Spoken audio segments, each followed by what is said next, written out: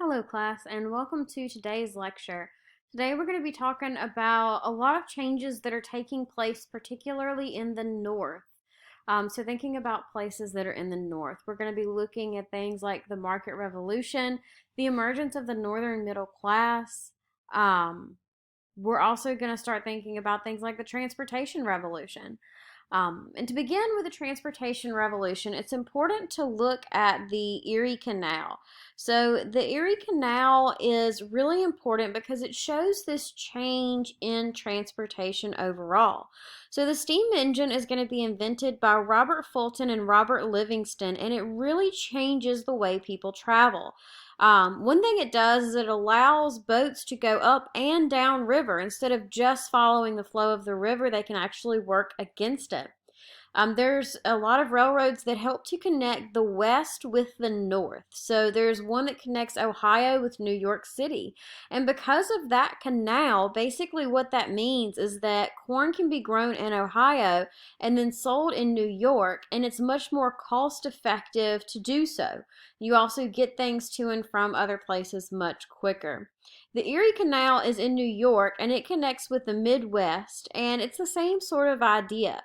It makes transportation much more cost effective, whether it be transporting manufactured and finished goods or whether it be transporting raw materials.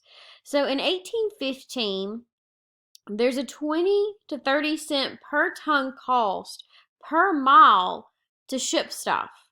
By 1830, you see that is going to be a tenth. It's only going to be 2 to 3 cents per ton per mile to ship. So much better, much more cost effective. It really does go down. In addition to that, you also start to see railroads emerging in the north, especially in the 1840s. By 1840, there were some 3,000 miles of track that had been laid in America. And during the 1830s, investments in American railroads exceeded investments in canals. Cities like Baltimore and Boston that don't have as many major inland waterway connections look to railroads to connect them to the western markets in much the same way that the Erie Canal connected places like New York.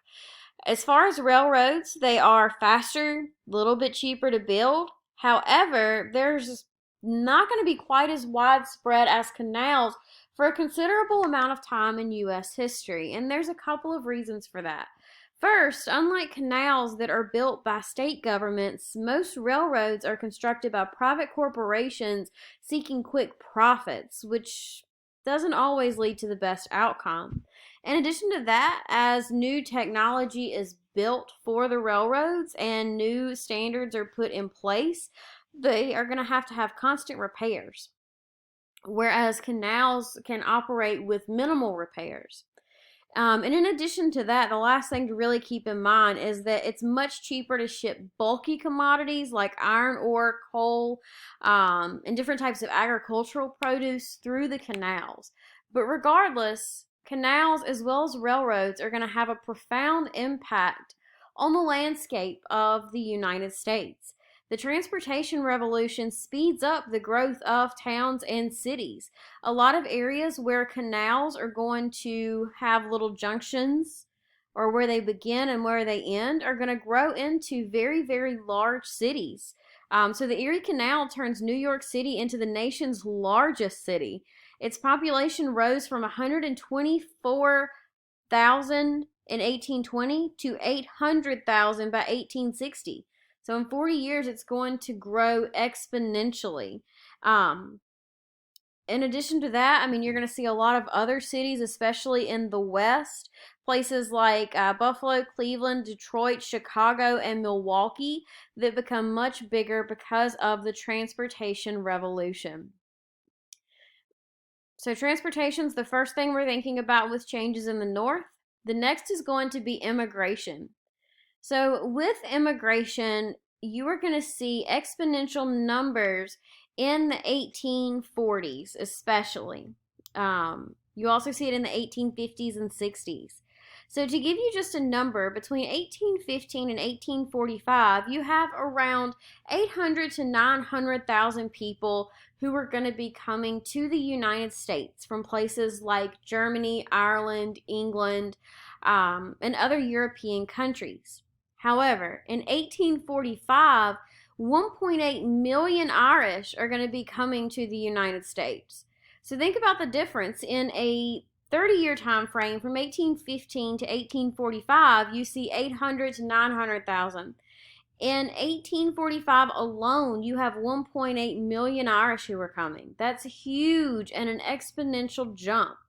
Most are going to be coming because of the potato famine. So if you've ever looked at world history, this potato famine is going to be something that impacts the Irish. They have to look for other ways of making money and other ways of making a life. As far as the Irish, a lot of them are poor and Catholic, as we'll talk about in just a second.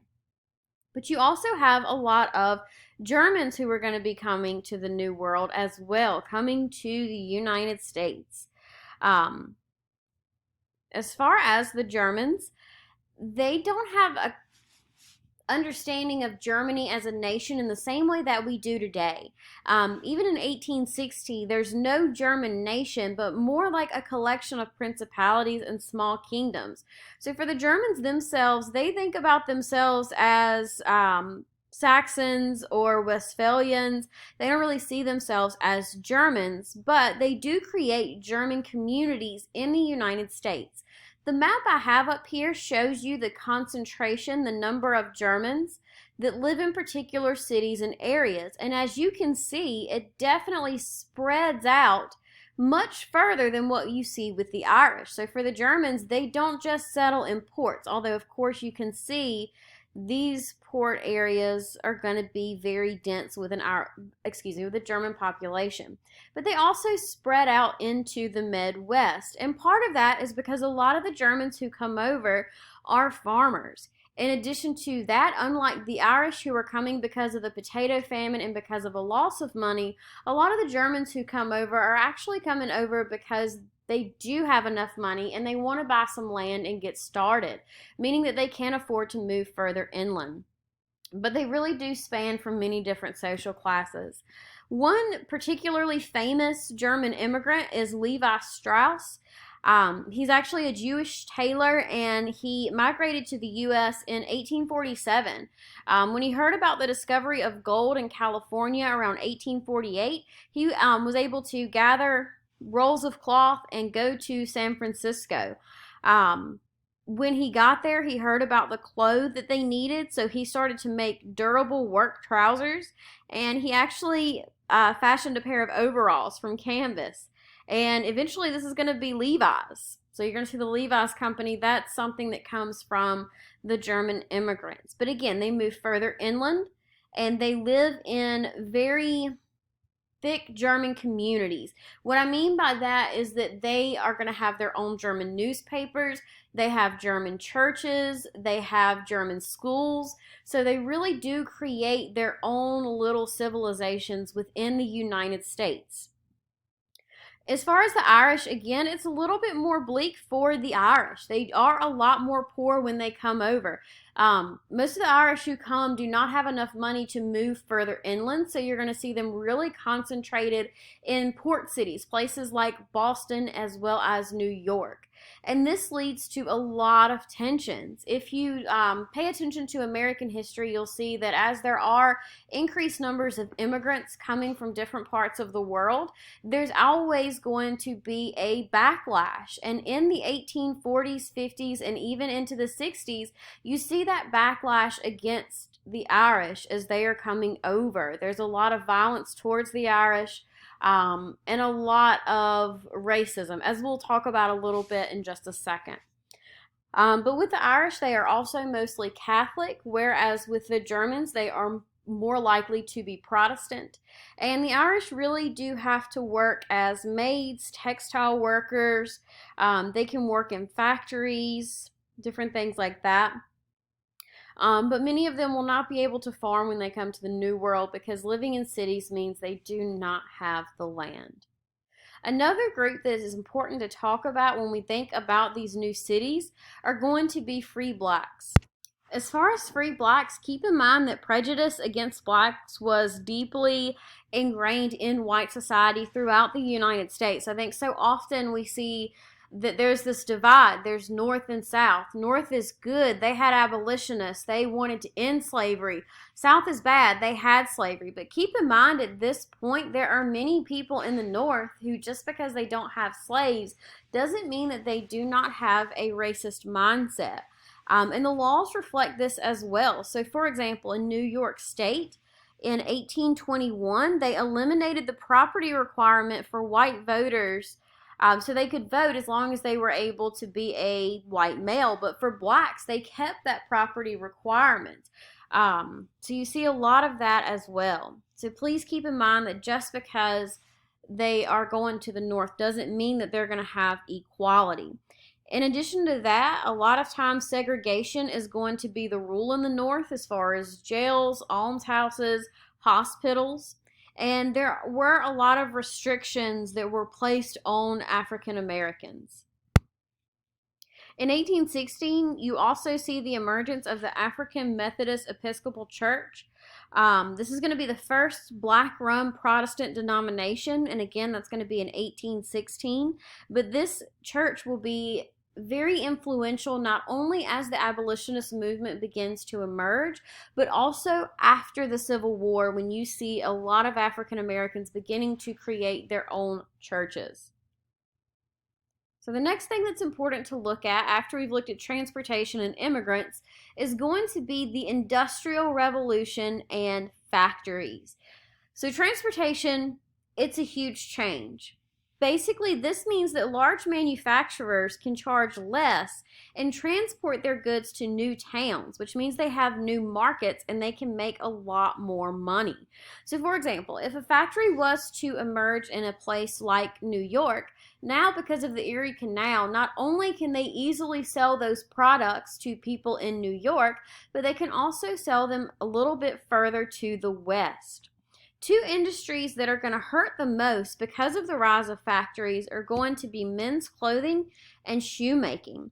Up until factories become popular in the North, you see that people work as artisans. And working as artisans means that you make a product from start to finish. So think about a shoe. An artisan makes that shoe from start to finish. You come in, you have your foot measured, you're going to pick out what kind of material you want, give them the specifications you have, and they are going to make those shoes for you.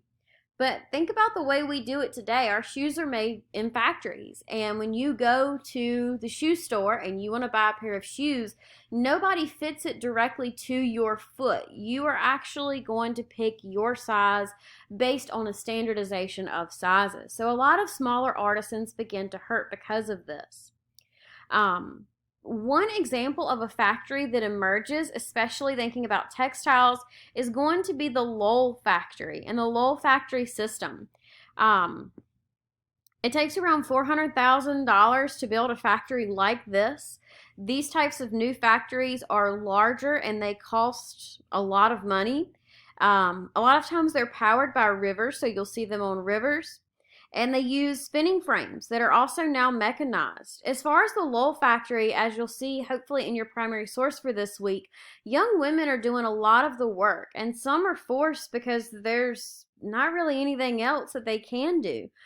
So some women feel like they're forced into this work, but some others see it more as an opportunity. So for a lot of women who live on farms in more rural areas, they see this as an opportunity to move to the city. It's an opportunity to meet men, an opportunity to grow and make money for themselves. By the 1830s, there's a lot more competition, however, and employees are paid less and less. With the Lowell factory, they also forced the girls to live in their own boarding houses. So I have up here a table, and this is supposed to show you kind of what the life of one of the Lowell girls would look at. So I encourage you to look over that. But again, there are changes in the artisan system. So you start to see a middle class emerge. And this middle class is really, it's very Protestant. and they start to reject a lot of what they see happening in the cities, thinking about people who are drinking, people who party a lot.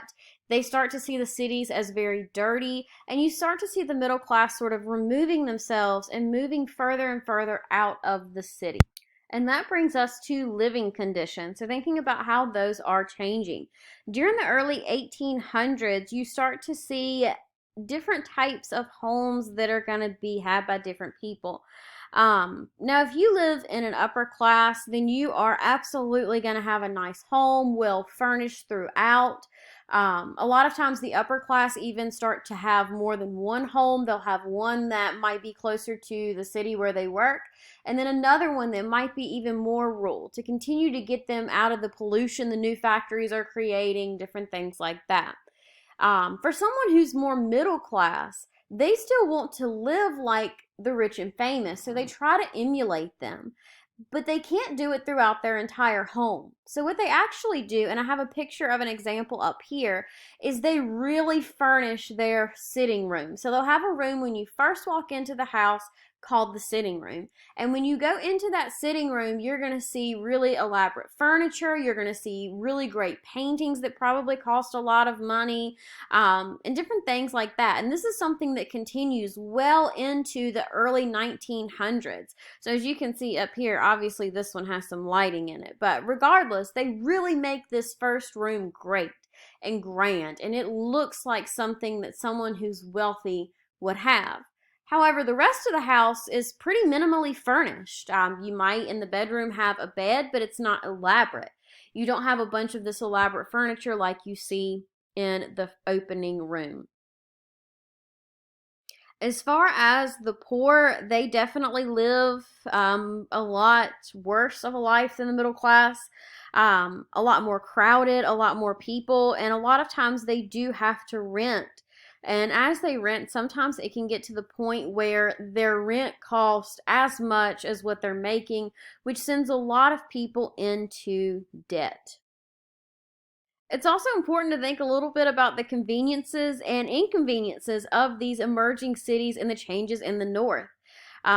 So one thing you start to see are things like salted meats. That's definitely a convenience. It means that meat can last longer and it can be transported to the bigger cities, which at this point don't really have any room for you to have livestock, and it can stay good for longer periods of time. You also start to see things like street hydrants. You see fresh foods that are brought in by the railroad, but at the same time, there's very little indoor plumbing, which means that there's a lot of outdoor bathroom use, which can definitely lead to smells. A lot of people describe the smell of these cities. There's a lot more pollution because of the coal burning stoves that are used for heating and cooking, and also because of the factories. And you start to see a lot less as far as bathing, so more irregular bathing practices. But I have up here where you can see these roads and how big they're getting and how these cities are turning into what we now know is like these grids, thinking about the roads and the systems that are going to be set up. Entertainment's also pretty interesting in my opinion. If we think about entertainment, there are a lot of things that are taking place. People love going to the theater at this point, and they really enjoy Shakespeare plays more than anything. In 1835, Philadelphians witnessed 65 performances of Shakespeare's plays. So in the antebellum era, Shakespeare is really going to be something that people enjoy. Americans who had never even read Shakespeare become very familiar with Romeo, Juliet, King Lear, and they really are able to adapt it to a more popular audience. So they highlight the sword fights and the assassinations, and they cut some of the speeches that can get a little long-winded. They cut them a little bit short. There were also instances where they would substitute the endings for more happy endings. So like with Romeo and Juliet, very commonly they would make it so that both of them survive. So they were able to be together in the end, which we all know that's not how it really went. But if you think about movies and TV shows, people do sometimes like to see happy endings. So they were able to do that. Another form of entertainment comes with the minstrel shows. And I have an example up here of what a minstrel show would be. But essentially, what they did is in the North, they would have white men dress up in blackface and they would put on these minstrel shows, and they really made fun of African Americans. They made them seem very ignorant and very dumb. They made the African American people seem very simple. And because of this, a lot of people in the North start to develop this really racist view and warped understanding of who African Americans are. Obviously, these shows were not representative of African Americans or their culture, but they're very sensational, and audiences really enjoy these, which means that people get a really bad understanding of what African American life and culture was like. And the last thing I have up here is P.T. Barnum thinking about the circus that will emerge.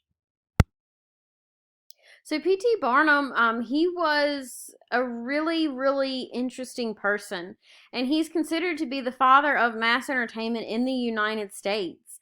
As a young man, he started a newspaper. He also really worked as a grocer. And he really thought of himself as a benefactor. So he always said he gave the people what they wanted. But in all honesty, as a small town grocer, it was very well known that he had in the past cheated his customers. And he thought he was doing it because they were trying to cheat him and different things like that. But he eventually moves to New York City in 1834 and launches his career as an entertainment entrepreneur. He started by exhibiting a black woman named Josie Heth, whom he billed as a 169-year-old former slave, the nurse of George Washington. So he would take her around and show her off, and people would pay him money. So, in fact, she was probably around 80 years old, but he didn't really know or care so long as people would pay in order to see her. When audiences began to dwindle, he would send letters to newspapers saying that Josie Heath was not a human being, but an automaton, different things like that. There were also a lot of suspicions of fraud. But he continued to sell more and more tickets. So he really does become a very important person in the entertainment world. In 1841, he purchased a rundown museum in New York and creates the American Museum. And this is going to be very, very huge for him. His goal was to draw paying customers by stimulating public curiosity.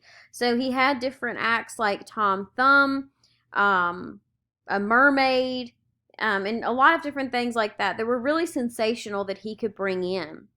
One of his favorite tactics was to basically puff his own exhibits by writing letters to newspapers under various names, reporting that the scientific world was going crazy over the natural wonders that he had brought in.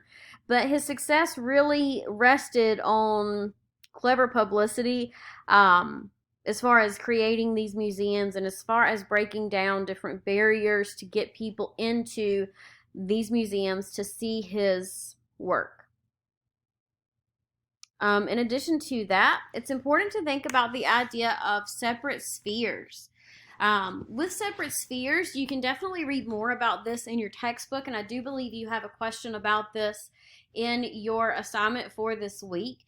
But what we're thinking about here is the fact that women are supposed to be viewed as subordinate to men, and they are supposed to stay within the home. However, the idea of separate spheres also says, especially among middle class and upper class men and women, that the woman should actually be in charge of something, and that something should be her home. So it's her job to take care of her husband, to take care of her children, and to make sure that the home is a safe place for everyone in her family. Whereas the man is supposed to be part of this public sphere, and he is supposed to represent the entire family by going to work, having interactions in public with other men, and his wife, again, creating that safe and loving place at home. So again, the idea of separate spheres is going to be really, really important throughout the 18 and early 1900s. A lot of people, though, say that this did give women more power in their marriage, and it allowed them a measure of independence in a way they hadn't had it by being able to design their homes the way they want, things like that. But please keep in mind that while we talk about separate spheres and we talk about these things, it does not mean it was like that for everyone. For a lot of people who are what we would think of as lower middle class and people who are poor, they couldn't afford for their wives to stay home. They couldn't. Their wives had to work in the same way that men had to work. So the next thing we're going to talk about are going to be reform movements. So middle class Protestant women and men formed the core of many reform movements in the early to mid 19th century. And basically they have a little bit more time and money to devote to social reform than do working class people. The Second Great Awakening is a big part of these reform movements. So if you think back, to a couple of weeks ago, we started to look at the First Great Awakening. And the Second Great Awakening can be seen as a second version of this, but a little bit more radical. So it really begins in the early 1800s and really spreads through the 20s and 30s. Basically, one person to keep in mind is going to be Reverend Charles Finney, and he goes to Rochester in 1830, and he starts preaching in the Presbyterian churches. And as he's preaching, his sermons and his preaching can go well into the night. And one thing they start to do is to create these revivals. So there's not enough room in the churches anymore. So what they do is in the summer, they have these big revivals. Now, I know they have similar revivals as well in parts of North Carolina. So I think they have a really big one. I want to say it's in Alamance County every year, but where they throw up really big tents and you can hold more people in these revivals. And what he does is Finney is a representative of these new types of revival pastors. Very, very passionate, very into the idea of an individual relationship with God. Another thing they very commonly did is they set up pews that would be in front of where the revival was taking place, and they would basically call this like the sinning pews, and they would have people sit on them that they believed were close to conversion or people who were very anxious sinners, and they're going to be prayed over by the public. And as they start to convert, they really believe in being loud, jumping up and down, different things like that. It's a much, much more emotional event than how a lot of churches have become. But this is going to spread even further than places in New York like Rochester where it begins. And it spreads throughout the north as well as into the south and the west. But keep in mind, in the north, you're going to see the fact that abolition in a way sort of stems from these reform movements, whereas in the South, the idea of religion and these revivals is going to be shaped towards keeping the enslaved subversive or submissive to their masters. Now, since this video is getting a little bit longer, I do want to encourage you to read over the information on the Mormons, but just know that importantly, they will eventually establish the Church of Jesus Christ of Latter-day Saints, and it's also going to be part of this burned over district that emerges in New York because they talk about how religion was really spreading like a wildfire. Another group that's very interesting are actually the Shakers. And the Shakers do a lot of dancing. I have a picture of the dancing they do up here. But with the Shakers, they are actually going to be celibate, meaning that they do not have any type of sexual relationships. Because of that, they cannot grow very naturally. They have to constantly bring in new members. But the Shakers are really popular among a lot of people who stay for as long as they can. They really enjoy it because it's a very communal experience. Everybody helps to take care of everybody else. With the Shakers, in order to make money, what they do is they actually make furniture, and Shaker furniture is actually really well known, especially in parts of the North and the Northeast. So a lot of Shaker furniture is very popular. as far as the Shakers, I think as late as 2017 or 18, there were still some Shakers who were alive in the United States. Very few of them, and I think they were much older. Obviously, later members, not these initial ones that we're looking at. But it's a really popular group, and again, they believe in the idea of community, but also celibacy. You also have the emergence of utopian communities. And again, I'm going to let you guys read up on that a little bit on your own. But there are a lot of interesting places that will be formed. So New Harmony is one of them. So again, make sure you read up on that as well. One of the last things we're going to talk about are going to be these reform movements as far as reforming different errors that people see in American society. So one of them is going to be temperance. And temperance is the idea of limiting the amount of alcohol that is consumed and encouraging people to sustain themselves, like not to have any alcohol. So temperance is a little different than what we think about with prohibition. But regardless, it's really going to be led by women, which is actually very interesting. A lot of wives and mothers are concerned about what they see happening within their family. They worry about their husbands.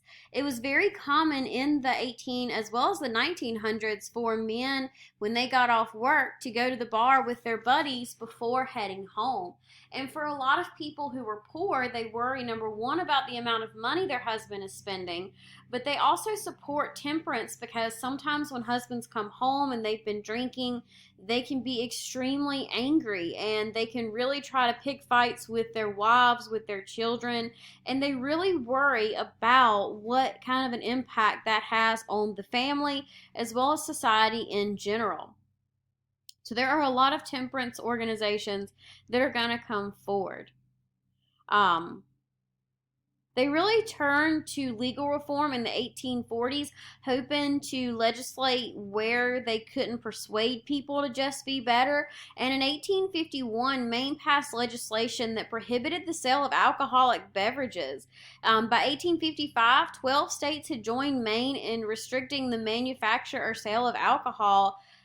But there's a lot of backlash. A lot of people are very hostile to the idea of having their alcohol taken away. And a lot of Irish workers in Maine in particular actually organized the Portland Rum Riot in 1855, which led to the repeal of that law the next year. So people really are sort of pushing against this. But what I think is interesting is to look at the political cartoons that come out of this era. And this is one in particular that I always like to use, and your quiz is actually going to include this particular political cartoon. And this is basically the drunkard's progression, is what it's called. So I'm going to zoom this in so that you can see each part of this progression. So the first part right here, it's a glass with a friend. So saying that this guy's just going to have a glass. Step 2, let me zoom in a little more. I can't read it from that far away. So step 2, this is a glass to keep the cold out. So you can see continuing to drink. This is a glass too much. So you can see he's a little bit intoxicated right there. As it moves on, you can see he starts kind of getting in trouble. A little bit with the law right there. This right here, thinking about step 5, he's still having him a good old time. He's really enjoying and living life to the fullest. But by the time you get to step 6, you can see poverty and disease. Look at how different he looks right there as opposed to the first time that we saw him. Very, very different type of person if you look there. And then by step 7, you can see, I can't read that from this far away, but you can basically see that he's been forsaken by his friends, I believe is what that says.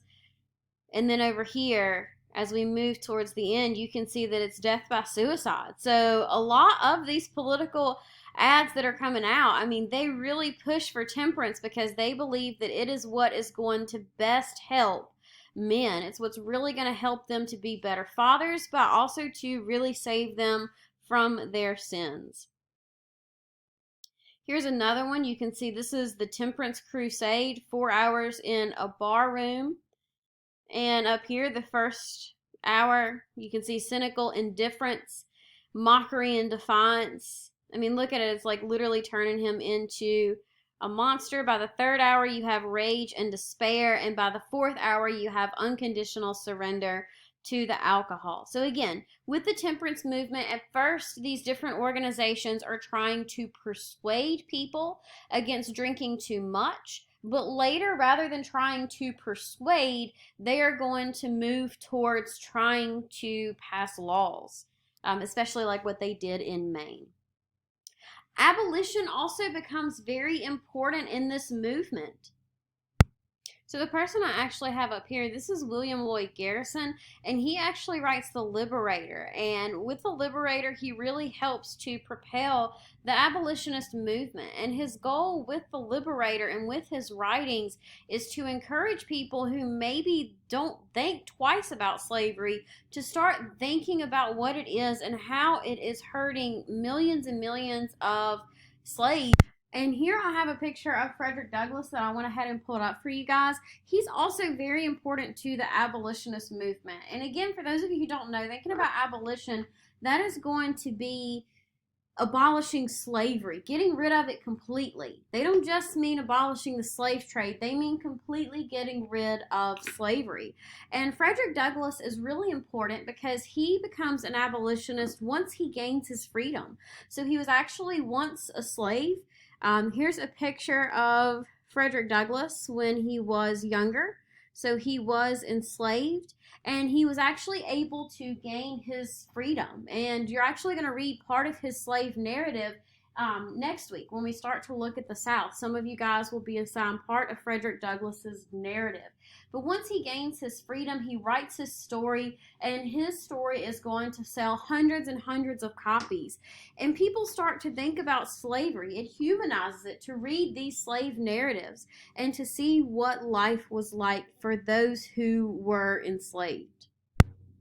However, when we look at the abolition movement, not only do you see abolition of slavery, but you also start to see a push for women's rights. So Sarah and Angelina Grimke actually take up the cause of women's rights in 1838, and they don't merely defend their right to participate in the anti-slavery movement, again, being a woman moving outside of that private sphere to the public sphere so that they can really have their voice heard, but they're also responding to the perceived similarities that they see between slavery and being a woman. Now, that causes a lot of tension within the abolitionist movement because, again, these women get involved in the abolition movement early because it's a way for them to voice their opinion. It's a way for them to have power outside of the home and to help others. However, a lot of former slaves, like Frederick Douglass, they look to these women and they explain that no, being a woman in this day and time is not similar to being a slave. It's two very, very different things.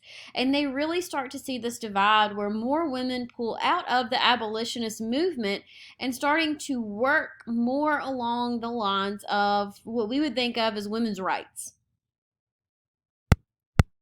There are a lot of women who try to understand how to be abolitionists as well as pushing for women's rights.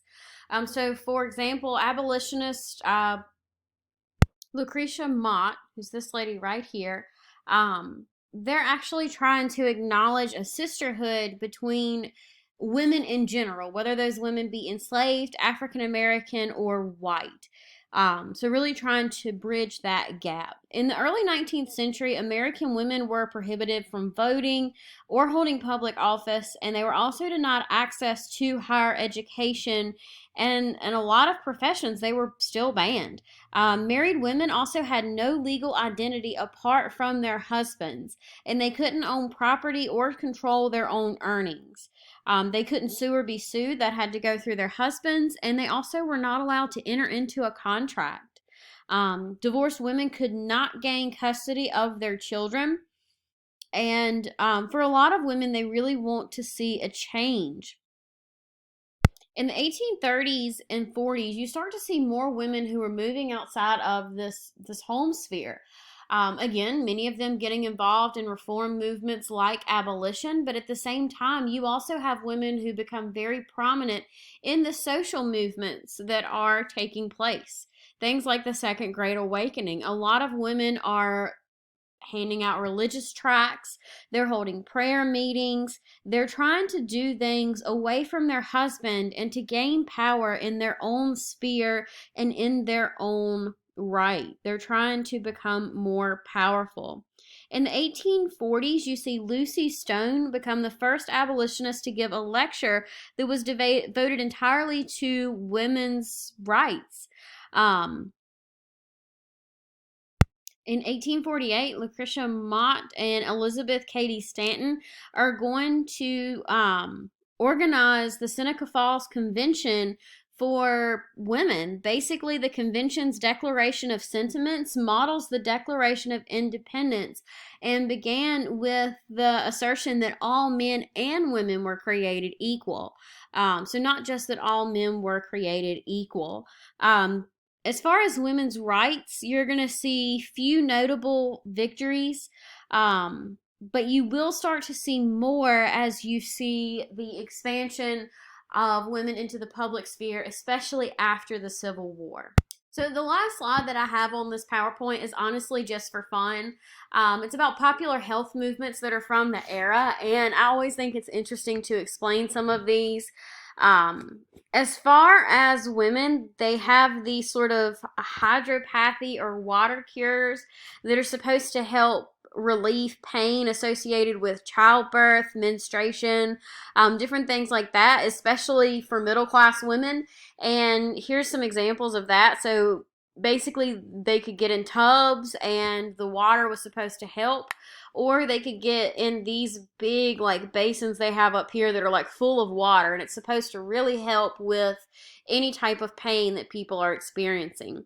um, Another thing that I have up here is you can see graham crackers. This actually comes from Sylvester Graham, who was a temperance reformer, and he produced a health system that anyone could afford. And the idea behind this system is to be away from things like meat, spices, coffee, tea, and alcohol. He said that eating a very bland diet would lead to a much longer and healthier life. And graham crackers were actually not designed to taste good. They're supposed to be sort of like a whole grain based cracker, and it's supposed to be something to give you filling, to make you feel full without giving you anything that's too rich or anything that really tastes too good. So they've definitely come a long way on graham crackers. And the other thing that I have up here, this is parenthology. And let me see if I can get that zoomed in a little bit for you. But there's this idea that the human skull is actually shaped to like sort of form around the brain, and that different people have different parts of their brain that are bigger, which is why people have different shaped skulls. Now, of course, we know now that that's not how it works. That's not the case. The skull doesn't form to a different shape because of the shape of a brain. However, they really believed it. And there were experts who would actually look at a person's skull, and they could feel around on the person's skull, and they could figure out if that person had particular traits. So a lot of times people who were wealthy or people who were middle class, if they were trying to hire someone to work for them, they would have a parenthologist sort of go through and examine their skull and let them know what type of a person they were. Certain traits would mean that a person was more likely to steal, more likely to cheat. You could tell if someone would be a good friend by checking their head out, different things like that. There's actually a couple of videos on YouTube that you can definitely look up that talk a little bit more about parenthology and the different things they thought they could learn from the human head. So definitely some interesting stuff. But just to recap, I know this is a longer video and I'm sorry, but the transportation revolution is important because it leads to the growth of cities and more items can be manufactured from east to west. Immigration is also key, especially the Germans, the Irish, and thinking about the emergence of a free black class, especially in places in the North in bigger cities. There's also the Industrial Revolution, which changes life for many people, helps to create a new sort of system of getting goods produced, and leads to changes in the apprentice system. You also see living conditions among the wealthy and the poor that are changed, different forms of entertainment, and of course the idea of separate spheres. The last thing we really looked at were reform movements, thinking about the Mormons, the Shakers, and of course, I again encourage you to look at utopian communities. We've thought about the idea of temperance and what temperance meant, as well as abolition and the women's rights movement, and how those two were both connected and completely separate. So I hope that you have enjoyed this lecture, and I will look forward to talking to you all again very soon. Have a good day.